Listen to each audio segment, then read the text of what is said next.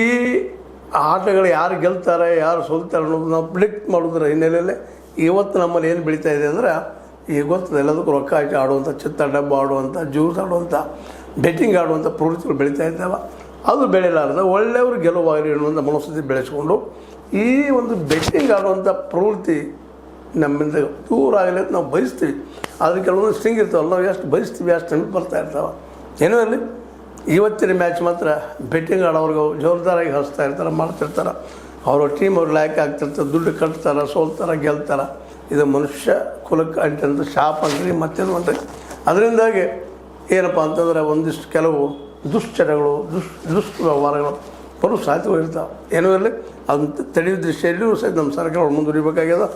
ಏನೂ ಇರಲಿ ಇವತ್ತಿನ ಮ್ಯಾಚ್ ಯಾರು ಗೆಲ್ತಾರೆ ಅವ್ರು ಟಾಪರ್ನ. ಆದರೂ ಒಂದು ವೇಳೆ ನಮ್ಮ ಇವರು ಯಾರೋ ಈ ಒಂದು ಹೈದರಾಬಾದ್ ಏನಾದಾರ ಇವತ್ತು 3ನೇ ಸ್ಥಾನದಲ್ಲಿದ್ದಾರೆ. ಅವ್ರದಿಂದವರು ಗೆದ್ದರೆ ಮೋಸ್ಟ್ಲಿ ಫಸ್ಟ್ ಟಾಪರ್ ಆಗ್ಬೋದು. ಈಗ ಅವರು 16 ಅಂಕಗಳನ್ನು ಗಳಿಸಿದ್ದಾರೆ, 17 ಗಳಿಸಿದೆ.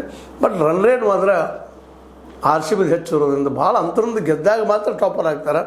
ಇವತ್ತಿನ ನಮ್ಮ ಈ ಏನು ನಮ್ಮ ಸನ್ರೈಸರ್ಸ್ ಇಲ್ಲಾಂದರೆ ಸಾಮಾನ್ಯವಾಗಿದ್ದರೆ ಅವರು 2ನೇ ಅಥವಾ 3ನೇ ಸ್ಥಾನದಲ್ಲೇ ಉಳಿಯುವಂಥ ಸಾಧ್ಯತೆಗಳಿದ್ದಾವೆ.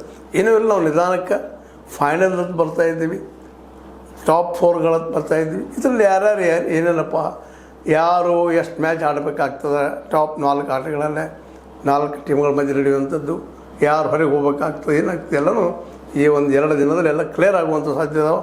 ಯಾಕಂದರೆ ಇವತ್ತು 22 ದಿನಾಂಕ 65 ಮ್ಯಾಚ್ ಆಗಿದ್ದಾವೆ. ಇನ್ನು 66ನೇ ಮ್ಯಾಚ್ ಇವತ್ತು ನಡೆಯೋದು. ಇದರಲ್ಲೇ ಯಾರು ಗೆದ್ದರೂ ಟಾಪ್ದ 4 ಮಾತ್ರ ಇದ್ದೇ ಇರ್ತಾರೆ. ಮತ್ತೊಮ್ಮೆ ಅವರು ಇನ್ನೊಮ್ಮೆ ಆಡುವಂಥ ಅವಕಾಶಗಳು ಬರ್ಬೋದು. ನೋಡೋಣ ಏನಾಗ್ತದೆ. ಎಲ್ಲರೂ ಮಾತ್ರ ಕನ್ನಡಿಗರದ್ದು ವಿಶೇಷವಾಗಿ ಈ ಒಂದು ಬೆಂಗಳೂರು ರಾಯಲ್ಸ್ ಮೇಲೆ ಕಣ್ಣು ಅವ್ರು ಗೆಲ್ಲಬಹುದು ಅನ್ನೋಂಥ ಆಸೆ. ಏನಾಗ್ತದೆ ನೋಡಿ ಇವತ್ತು.